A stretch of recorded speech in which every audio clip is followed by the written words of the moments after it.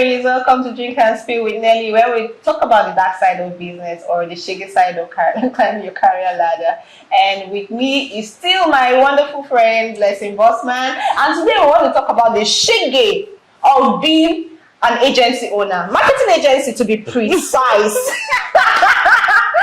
So Blessing, how far now? Yeah, just me. Nelly. What's the journey like? You know, sometimes when you come here and you say, Blessing, this client this client that, and I will give advice. Who won't miss them? I'm going to my own. Being an agency owner is not easy. It's not, yeah. Like some days I'll just wake up and like, who sent me? No, seriously, like, who sent me this message? Like, who sent me this work? Yeah. And it's even, I think it's worse for someone like me that is very passionate. I'm the kind of person that you like to give your all into a project. I don't know how not to do that. If you say Blessing, do 10, I will do 100. That is me. I am just extremely passionate. I don't know how to turn it down. So when you say Blessing, do something, I do it with my heart, my body, my soul, my spirit. So when in return, people cannot even value that energy you are giving, it hurts me deep down. Yes, it hurts.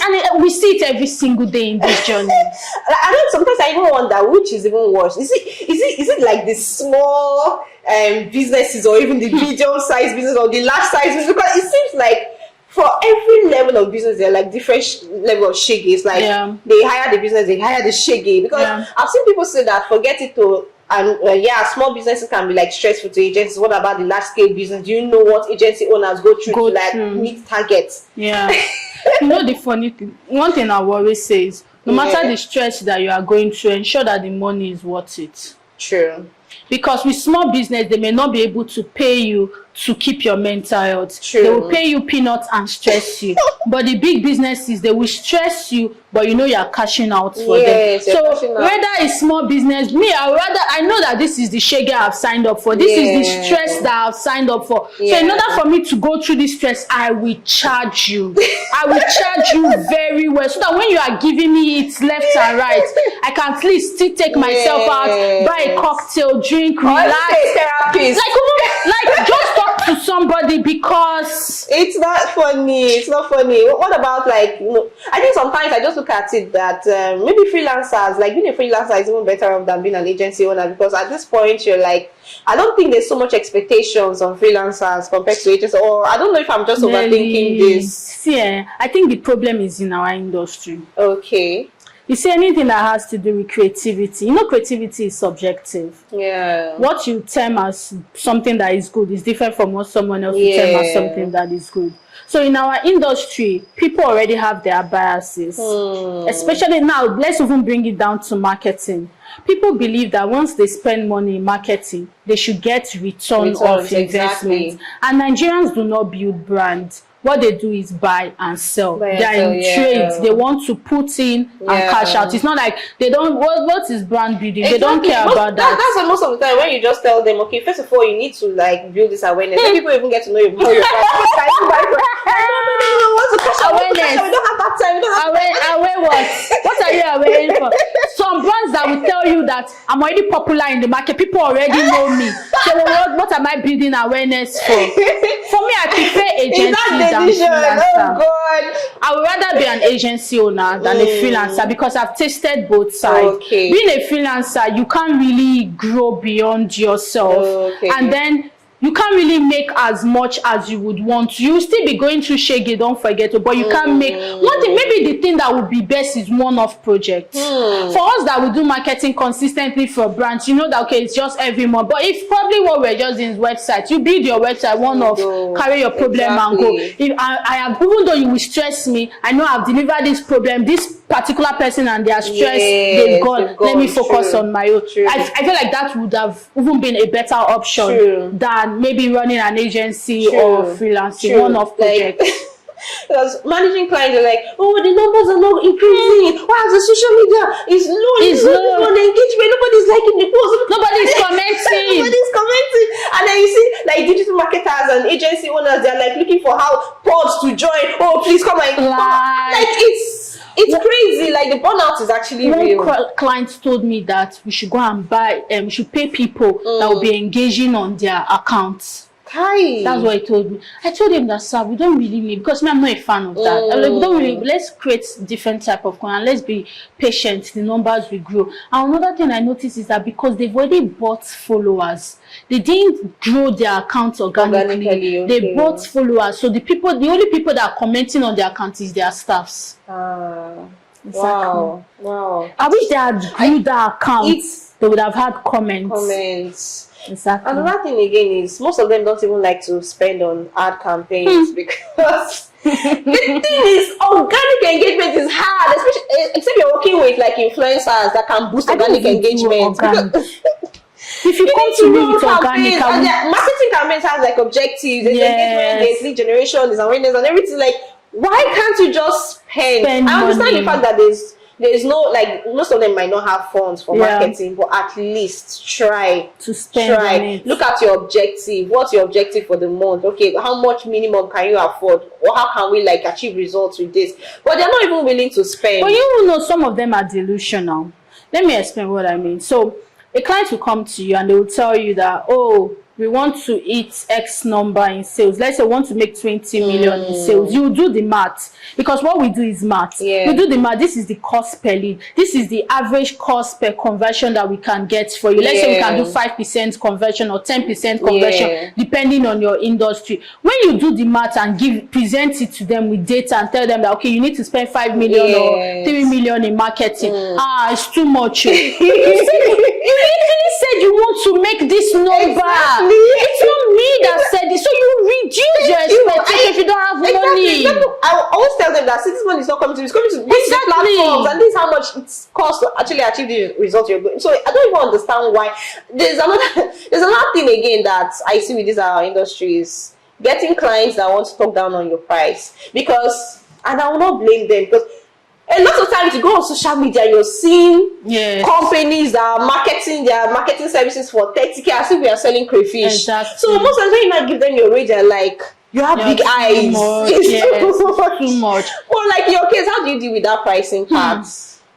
I think for me, I've been able to position myself that when you look at my agency and you look at what other people in the market are doing, you can tell that we are totally different. So if you come to me, first of all, you should know that I will not charge you small money. Because when I do my case studies for my clients, okay, like for example, we did a case study for a client we made over 400 million for, and we spent 8 million naira in marketing. I put it there how much we spent in marketing. So when you come to me and you see how much we spent, 8 million naira, you will not come with the mindset that you pay me 500,000 or you pay me 1 million naira and expect to get that result. You will literally, because they ask for my portfolio. So when I send them my portfolio, they literally see what was achieved, how much was spent, the timeline that we use in achieving those results. So for me, I think people don't come to me to really like talk down on my pricing because of maybe I have positioned myself differently. The problem is that when they come, they can't afford. So if you can't afford, I let you go. Like, bye. Good videos. Bye. And even the way I speak, you should know that she ain't coming to play, because I speak with so much confidence. When I do the math and I tell you, and sometimes I just start citing an example. Okay, when we spent this amount of money, I just start doing that, so that they'll be like, okay, this is not small. So that's how I've been able to handle them out of experience. Yes, so it's a normal thing. So I should come and charge 30K. You know, there was one time I posted something talking about ethical marketing on Instagram, and then so people were like, how can you tell me that I should pay you this amount of money? And then I will not see return of it. You are telling me you are going to be tweaking things. You tell me you are going to do this and do that. I didn't know how they don't even know how the marketing they don't know. They don't know. It's technical, it's data driven, and sometimes it's by the grace of God. By the grace of God. Cast your nets on the waters. Very frequently. By the grace of God. Have you spent money in campaigns that you just be looking at Meta, draining the budget? You'll be looking at the back end, be looking at the conversion. it's not good. And you know that as marketer, you need to, as a marketer, you have to be like up to date with trends, customer buying behavior, and all of that. So sometimes the market also changes. It's always changing. That's the funny thing. Before now, UGC and influencer marketing wasn't so much of a big deal. Brands could push their stuff and all of that. Now it came and the market changed. Yeah. The market every single day. Now the market is even changing back to the business owners' hands. We are seeing powerful shift that the business owners are now even becoming the influencers of their brand. But then some of them are now even doing it the wrong way by spoiling their brand image all in the name of becoming influencers of their brand. So the market is always changing. Consumer needs are always changing. People have other products. Even just this thing that you're saying about influencer marketing is actually true, because while the market shifted to like the influencer part, like creating sales for companies, now it's declining, because a lot of brands are also complaining that they pay so soon amount of money to an influencer and they didn't get enough sales. So it keeps changing over time. So and then there's a lot of competition too. A lot of people are marketing. Like you see, like for example, real estate, like 100 real estate companies are marketing at the same. So it's not like a competition thing. And then it's the battle of the most creative. Like you said, see this thing you just said. Before we could create simple ads and boom, that's it. But now it's actually battle of the creative. I'm telling you, real estate companies are turned to content creators. Everybody is now a content creator. It's crazy. So you have like your agency putting on all this work and everything, and then you have one client like it's not enough. Like, oh my god, it's comparison. It is. So they will look at other agencies that are doing this same thing that you're doing, and then how are we not going to these people? But they're not willing to like put in the money as well. Marketing is also a game of money, as much as it's a game of numbers. It's a game of money as well. So you have to like put in all of that. You see agency and company that will shoot big campaign, that the campaign is really good. You now say, let us go and replicate that with your how much budget. With your how much budget you want to replicate. You don't people tell you how much they've spent. I had a client that was like, see, look at our competitor, they're making millions in sales and everything. I was like, you people are still struggling 100,000. I'm like, magic chance. Oh god. Then there's also the part of having to manage people's ego. I think as professionals, as people who run marketing agencies, there's just so much that we have to do.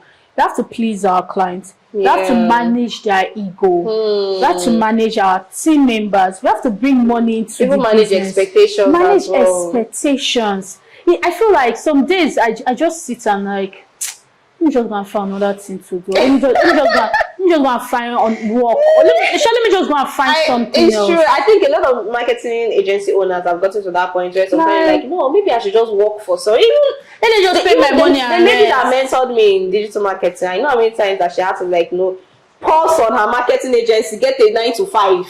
Then later picked up again. So most times, I think this is like our case. At times, like, we're looking for opportunities. Let the marketing agency pause, because it's draining a lot. Because you're dealing with people's expectations. You're dealing with people that don't even have the money to market. And there's some agencies that if you don't have a particular amount of money, you can't even work with you, because you don't. Have you seen people that will lie that they have that money to work with you after 1 month quit on you? Somebody did that to me. One woman did that to me. Where if you are watching this video, I pray this video go viral if we can't catch you. One woman did that to me, because in my lead form, I usually qualify my leads and I let them know how I want to know how much you're making. If you're not making within 5 million and above, I can't work with you. This woman puts that she's making above 5 million naira. I contacted her. Yes, I contacted her. My charge for her was just 1 million naira. Contacted her. We started working. First month, this woman said she did not make the sales, the money that she will use in paying me. And I asked her. I was like, she didn't pay you before you started? So she paid me 50%. That's another mistake I made. She paid me 50%. That by the end of the month, she'll pay me the full balance. Oh my god. That was a mistake. Oh my god. This woman, not knowing that this woman did not have money. You know what she told me? She said, let me keep working to the end of the week. That the only money she has is for ads. let me keep working. Then by the end of the week, once I use that money she has for ads to make the money, then she will not pay me. This is high levels coming. I don't suffer. Oh God. I think this thing is just like a creative industry saga. Like we I think so. this a lot. And we need to talk about it more. We need to keep talking about it. Because more people are going through this. They take advantage of us a lot. Take advantage. It's not cool. Whether small business or organizations, so brand managers, so head of marketing, it's just like everybody. Yeah, it's too much. I don't know what they're thinking in their heads. So anyway, before we can just wrap up, there's one final discussion I'd like us to have. What, like, for other agency owners, because there are a lot of people that are like starting up, because I've had people that, you know, started up their agency in 3 months, they had to like close it up because they couldn't deal anymore. There are some people that want to even start their agency and they are scared. So what's like that advice from your own experience that you can tell that, see, avoid certain kind of people and all that? Okay, for charges, you know, if you're actually dealing with a small business, you have to be reasonable with price, especially startups. Most of them don't have funding, most of them they are bootstrapping. How do you like make your price reasonable and all that? So if you have decided that this is what you want to do, first of all, it takes a decision. You decided in your inner heart and your innermost heart that you see this cross is the cross I want to carry. My number one advice for you would be, let the money be worth the stress. Okay. If you are skilled, because there are some people that, even me when I started, the level I'm operating in, that's not what I was operating in. Yeah. So if you are not so skilled, definitely you want to work with small business owners, build your portfolio up and all of that.